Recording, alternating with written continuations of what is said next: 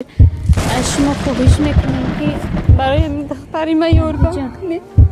مرا یاد کنید. دو تا شاید دست دادم به همیشه بعد از گرفتنش یاردم خودتون رو برسونین که از شما خواهش میکنم. دخترم در نیمه ساده تای نرکوزه. دختری مسئول میشه به خانم میبرم. در حق دخترکم دعا کنین شفای کامل بیابه. خدا شما میگه که خدا جان هدیه را شفای کامل بتیه. خودش میگه ها؟ در تگی نرکوز ای خدا. از کشش تنگ شد اسکوری زن زدن اسکوری اومد و ورزش هم میگه. مکتب میره. گپ سر چهار خول کرد. گفتن که مار دین خطای بود. مار رویش مار. دختری ما مکتب. خدرت خداوند در خداوند خاک با جون دوبارهش داد. میاد با چشمش رو میگه میگه دعا کنه که احتیاج اون خودش شفای کنه. میبرم در این زنده. شکچه میه.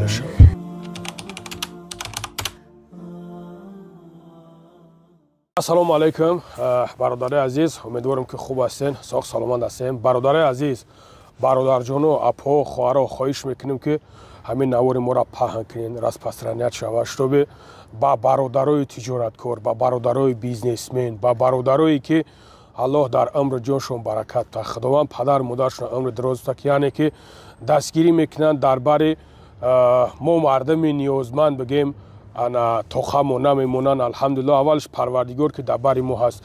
برادر عزیز حاضر قرار داریم در گورود کلوگا در انیماسیون 4 اتاج در همینجا 4 اتاج در انیماسیون همین اکامونا چخل که دیدین دختری همین اکامونای و دخترچای اپامون. برادر جانو حالا شاید است که نوار میبراید در تلگرام بدریم ببینین دخترک خشروگیش ببینین. مقصد با درجهش همو قبوگوی همو خشروگی خیلی متاسفانه که بیمار شدگی کسالی وزمین از اکا میگه گاب میزنه خشرو پدرم نمیفهمونتون با ایشالا با هم خدا برادر جانو میگونتیم که انا چی گپ شدگی. اکا سلام علیکم. سوز اکا جان خوبی یک سلام علیکم که برادرو قطعی انا کسالش میگفتین که اکا چی کسال است. سلام علیکم و رحمت الله. بله گابزا خدمت مرا مخدم قبل شکر گابزا. سلام علیکم و رحمت الله و برکاته. اکما گپ میگم بخشش پیش گپ داد ایزونا کشکا مو هوز اکما گپ میگم دا هوز اگر شرایط خودت نقص باشه هوز شرایط خودت خوب باشه یا که شرایط ما خوب باشه شرایط اپام خوب باشه مثال از شرایط ما خوب باشه ما بوله اکرانه میبریم همه 100 دوست داریم با 100 تا دیگه در برابر همو دشمن داریم. برادرو شما ما را نگاه نکنین، شما گناهی ما را نبینین، شما فرزندی اکا را دستگیری کنین. با خاطر الله اومد ماه شریف رمضان است یک دستگیریش کنین که خیلی حاضر خودش با پدروب نمیگه. گبزا اکا جان بخشش. یک بار دیگه سلام علیکم و رحمت الله و برکاته و برادران غریب مهاجر و ملت مردم تاجیک. ما این فرزندمون در این بلنیسه گورود کلوگا قرار داره. از راهگردی مونده راه میگشت میخورد بازی میکرد. هم طولی 2 ماه شد از راهگردی مونده آوردیم برای رئیس فدراسیون آوردیم برای تبابت کردن. یک 10 روزی در همین رانیماسیون خوابه نفس کشیش هم قین شدگی نفسش کم شدگی درون زدگی.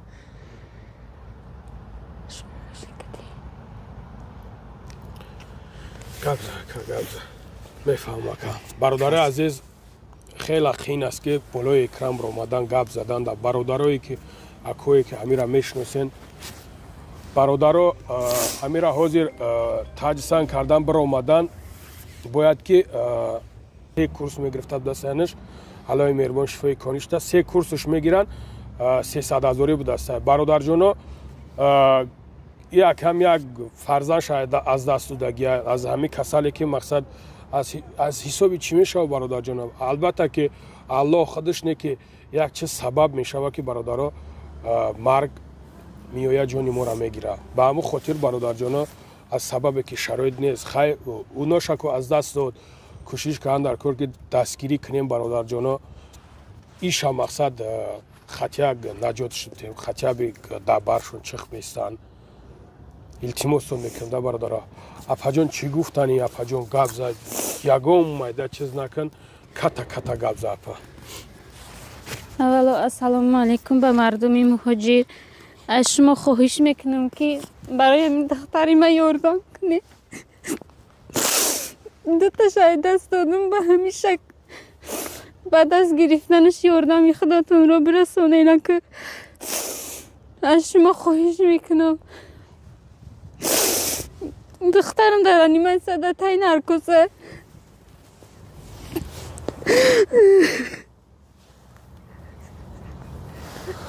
برادرها التماس میکنم که به حد وضعیت سخت است. برادرها دو فرزند از دست دادن. ایش دخترک آخی خشروگیش نگاه کننده برادر جان. شما با در تلگرام ما همش ایشان تون میتونم به خاطری که در بالای چی ممکن است همه سیم پیم رفتگی در تای کامنتار ما میمونم بدریم ببینیم. برادرها خواهشتون میکنم التماس میکنم با یک بار دیگه میگم تو که گناهی من در روی هر کس نکشین.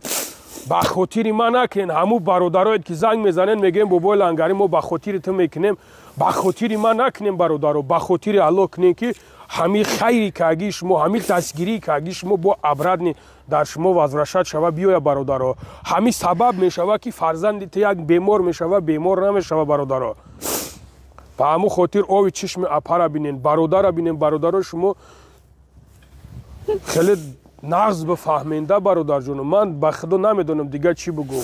منم برادرای عزیز از خرسندی من نمیخیزم خیلی دیگه از کلوگا بیام نه که میشینم میخیزم میام دربار اینا اکم استم میام دربار اپم استم میام دربار اوش مستم میام دربار ایش مستم حرام خرم میگنم همه گپ هم میگنم نه که صبر میکنم توقت میکنم میستم که اینا بیام دربارشون چیخ بستم. برادر الله شاید من از هموجا خستم به همینجا را اومدم ای با ایشالا با هم راه سهم خدمت میگذارونم. همو خاطر برادر عزیز شما انی بگذار با 1000 روبل با 5000 یگم جاتون کم نمیشوه.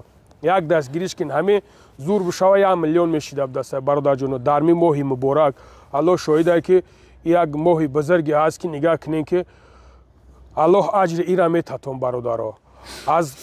از فرزنداتون برمیگرده از پدر مادرتون از تمام جو برمیگرده انشالله به همراه خدا. پروست همه درد غم همه برادر درد غم همه خواهر شما برادر جانو بفهمین درک کننده. الله شاید من به خدا برادرها رفتم خشروگی و گلک دیدم خیلی که چی بگم دیگه برادر جانو.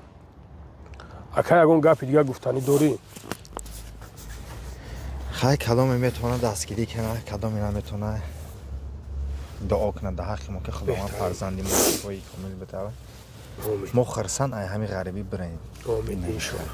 اپا جان چی گفتنی بگو همه چیزی که در دل داری اپا جان بگو. یگام عدت نه که برادرها در اینجا میبینن اینجا خواهرای هستن اپوهای هستن که میفهمن الحمدلله درد بیموره بیماردار میفهمه. شخصی که بیمار داره میفهمه.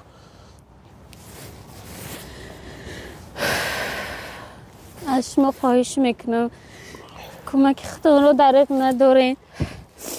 در ماه مبارک ماه شریف رمضان خداوند برکتش 10 برابر زیاد میکنه تون انشالله. خداوند در حق دخترکم دعا کنین شفای کامل بیابه. خداش هم میگه که خدا جان هدیه را شفای کامل بتیه. خودش میگه ها؟ در تگین هرکس ای خدا دعا میکنه. خودش میگه اپا ای تا گپ زده میتونه؟ خیلی خشرو گپ میزنه؟ نه همون یه روز اول گرفتن کنینگو نفسش میبرو یا خودش گپ زنه همین ایستاد گپ زد. داری سیم هم میگم جشه داری سیم؟ کمتر گپ زد مالا بعد پارتو شدم نفسش گرفتک با موندنش. اول میگن که یک نفسش نیومدیسته ایجا شد بریم با بایش لنگه چه مونیم شد میگه یک بار میگه تمام کب ده پوگزه ها؟ پوگزه تو پولنی نفسش گرفته بود.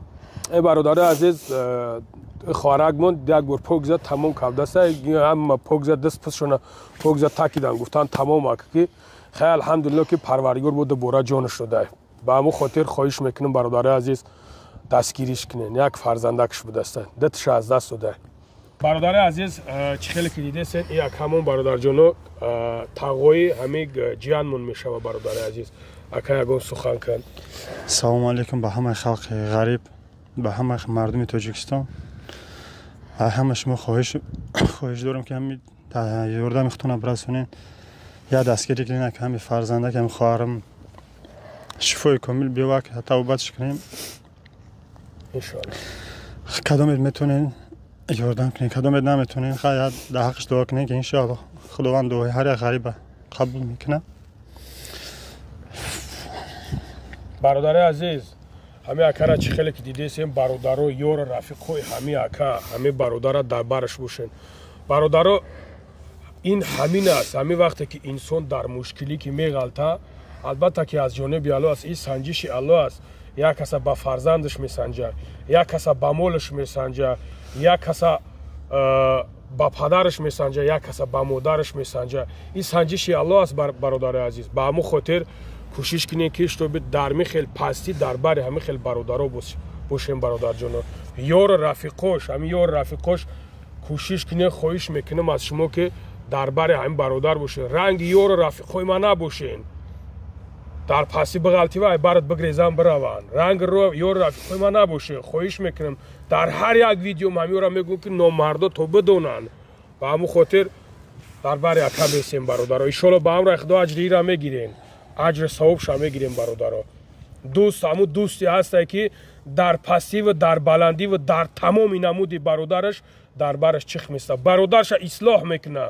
خود سمی پسلت نیادم باشه، خود نمیدونم آدم کشته چیکاری کرده باشه نکنه باشه، کوشش میکنه که میگه برادرم اینمی راه خوبه، اینمی راه دا باید بره، نه اینکه کوشش کنه که در یک بطلاق بزنه. با همون خاطر ان شاء الله با اون وقتا هر یک تمام مرد بچه‌ام ای پلاژینی میبریم. با همون خاطر در بر اکا باشه. اکا یک 3 ماه پیش بود که همین کوچوش ای کور برومد رفتیم از تاجیکستان آوردیمش. گفتیم اکا خیلی جا اگلی چینی کنیم پوچوش اکا سوز شما رحم گرده 5 سال ای دخترک کیه برام از 3 روز پسش بود که پول ای گپ و گو ای همه چیز مون دیگه نفس کشش تنگ شد. اسکوری زن زدیم، اسکوری اومد آوردش هم میجم. یا 3 روز 4 روز خوب کرد که گفتن که مار برین خیلی تایبریتون از مار رویش میکنه. مار گفتن او اکید خدرت خداوند بی خداوند خیلی که با جونی دوبارهش داد. پگرش داد کردیم که هیچ زنگ مون نزدم. با گشتیم اومدیم همینجا که گفتن گودک به خودمون نگه تای نارکوز داره کسلات قطعی کپل قطعی مثل دارو و کل شکل دستیان.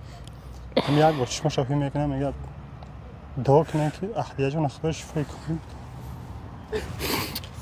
انشالله همش خوب میشه، انشالله نقض میشه که زیق نشه. برادر عزیز دستگیری کنین. خدا نگهبانتون باشه. در امان الله باشین.